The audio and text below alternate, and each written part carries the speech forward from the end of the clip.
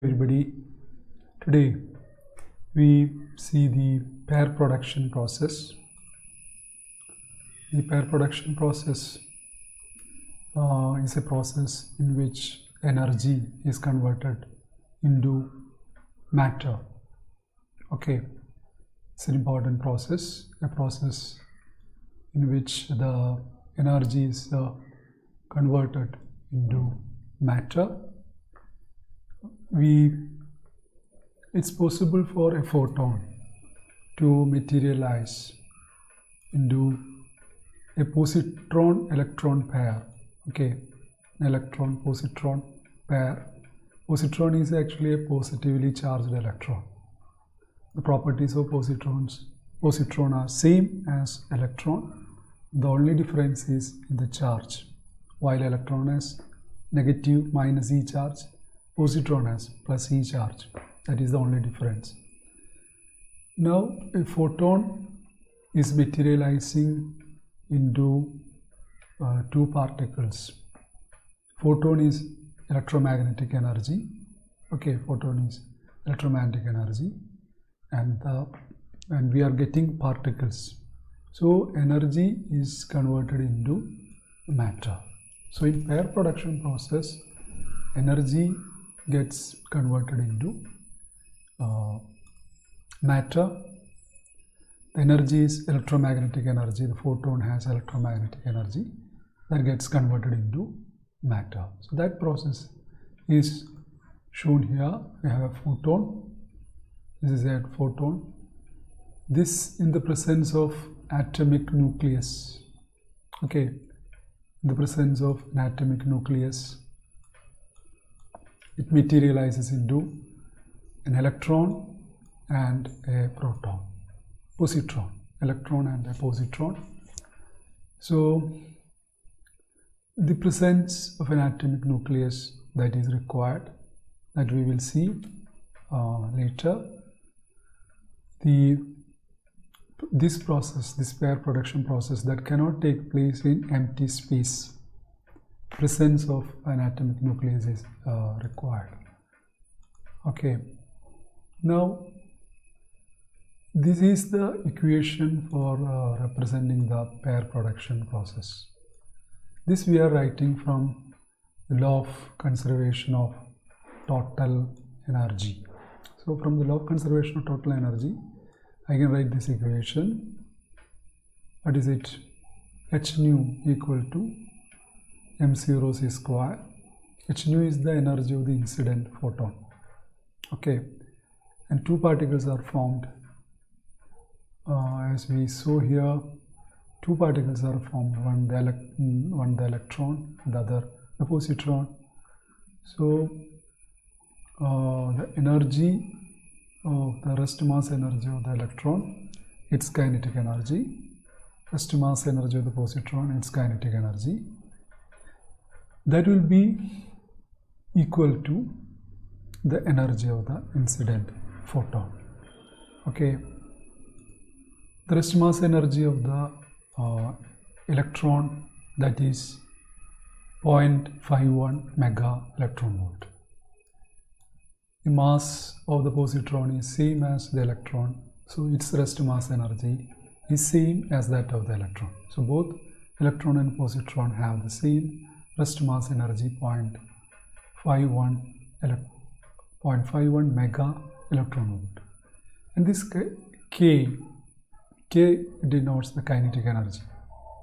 Okay, this is the kinetic energy of the electron and this is the kinetic energy of the positron. Okay,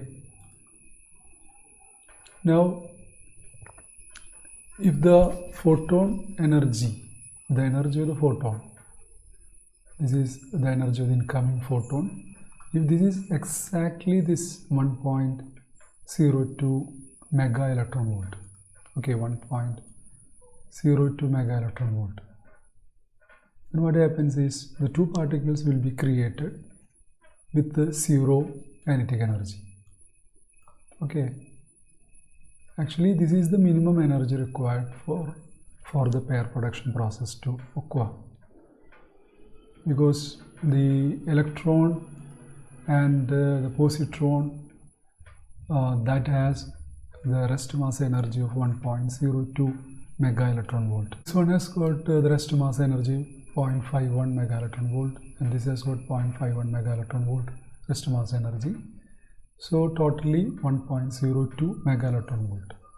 So if the kinetic energies are 0, 1.02 mega electron volt photon is required for creating these two particles. Okay, so if the energy of the incident photon is just 1.02 mega electron volt, then the two particles will be created with zero kinetic energy. Now for photon energies below 1.02 mega electron volt, then what happens? The process cannot occur. The process cannot occur because it requires minimum energy of 1.02 mega electron volt for the creation, for the just creation of the electron and positron with zero kinetic energy.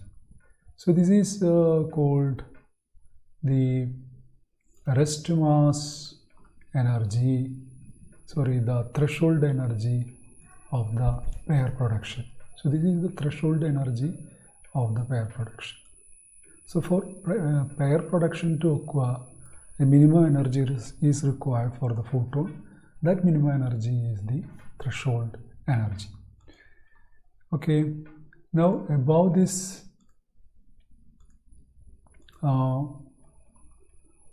if the energy of the photon is less than this 1.02 mega electron volt, then the pair production cannot occur. For energies above this threshold 1.02 mega electron volt, the photon has more energy than it is required to create two particles, the particle pair, and surplus energy appears as kinetic energy of the two particles. Okay, so the surplus energy will be appearing as the kinetic energy of the two particles. Now this 1.02 mega electron volt photon, okay, this thing has wavelengths or frequencies in the gamma ray region of the electromagnetic spectrum. Okay, 1.02 mega electron volt photon that has got wavelengths of the order of or which are in the region of gamma ray of the electromagnetic spectrum. So gamma rays, only gamma rays can produce electron positron pair or the pair production. Okay, lower energy photons cannot produce pair production. Now another thing is, as we saw earlier, pair production cannot occur in empty space. Pair production cannot occur in empty space. The reason is energy and momentum could not both be conserved. Okay, both energy and momentum could not be conserved if pair production is occurring in empty space. Okay, if the pair production is occurring in empty space, energy and momentum both cannot be conserved. Okay, so there must be something to absorb the momentum of the initial photon. Then only the momentum will be conserved in the pair production process. For instance, if we consider the threshold situation, suppose we are considering the threshold situation, that is the energy of the incident photon is 1.02 mega electron volt. And what happens is two particles, electron and positrons, will be created which are at rest because they don't have kinetic energy, they don't have momentum, they are simply at rest. So they cannot absorb any momentum. Okay, so in this case the photon has some momentum, but the particles produced, electron and positron, they don't have momentum. so momentum is not conserved. Okay, so momentum and total energy will not be conserved if the pair production is occurring in empty space. Now, if a nucleus is present, as we saw here, if a nucleus is present here, this nucleus can absorb large amount of momentum of this photon. Okay, this can absorb large amount of momentum of the photon, and that too with very little energy, because the nucleus is so heavy compared with the positron or electron. So the energy carried away by it, energy is related with momentum by the relation p square by 2m. So here mass comes in the denominator. If the mass is too large, the energy carried away will be very small. So the energy carried away by the nucleus is too small, so that need not be considered, but it carries large amount of momentum. Okay, so this relation is still valid. This is law of conservation of energy. This is valid for the nucleus also, and the presence of nucleus also, because the energy carried by the nucleus is too small. So the momentum absorbed by the atomic nucleus is many thousands of times by the atomic nucleus, which is thousands of times more mass. So the photon momentum is absorbed by the nucleus, which is thousands of times more massive than an electron or positron, and therefore it can absorb momentum without absorbing much energy. Okay, so the energy conservation equation remains valid. This remains valid approximately, because very little energy is carried away by the nucleus, but the nucleus definitely carries away large amount of momentum, so that the law of conservation of momentum is satisfied.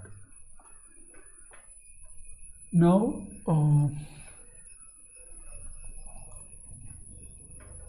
the pair production is observed when high energy gamma rays enters a solid. So pair production process is observed when high energy gamma rays enters a solid where a high density of atomic nuclei is present. So presence of nuclei is a must. So if you have a solid, there is a large amount of atoms and atomic nuclei. So as gamma ray photons pass through it, the electron-positron pair is produced. Okay. Now there is another process called pair annihilation. Okay, pair annihilation. Here what happens is the electron and positron pair, they come together. Okay, they come together. This is electron, this is positron. They come together, producing two gamma ray photons. Okay, so this is actually a kind of inverse of the pair production process. So pair annihilation is inverse of the pair production process. Here matter, the electron and positron, gets converted into radiation or energy. So this is what is happening, and this is inverse of pair production process. Now the energy and momentum both have to be conserved. Both will be conserved. The presence of nucleus is not needed here. Both can be conserved. And here both particles vanish with the lost mass becoming energy. Okay, so the two particles, they come together and they vanish completely, and their mass gets converted into two gamma ray photons. Okay, now each photon each photon here we have two photons produced. Each photon has an energy equal to 0.51 mega electron volt. Each of this electron and positron, this has 0.51 mega electron volt energy. So this gamma ray photon, each gamma ray photon has an energy of 0.51 mega electron volt plus half the kinetic energy. Okay, half the kinetic energy of the particles relative to the center of mass. Okay, so the electron and positron, they might be having kinetic energies. Okay, so the two photons produced, they will be sharing this kinetic energy as well. So they will have the rest mass energy of an electron or positron plus the half of the kinetic energy of the electron and the positron. Okay, now the direction of the photons, direction of photons are such as to conserve both energy and linear momentum. Okay, conserve both energy and linear momentum. And here no nucleus or other particle is needed. No nucleus is needed for the pair annihilation to take place. Okay, so when the pair production, here we see when the pair annihilation takes place, if the two particles were initially at rest, electron and positron, and they were near at rest, then what happens? They didn't have any momentum. They didn't have any momentum. So total momentum before the pair annihilation is 0. So after the pair annihilation process, when two photons are produced, then also the momentum has to be 0. So for that, the two photons have to move opposite to each other. Okay, they will be moving opposite to each other so that the total momentum is 0. Okay, so this is the pair annihilation where the matter gets converted into energy, electromagnetic energy, and pair production is the process where the radiation, electromagnetic energy, gets converted into matter.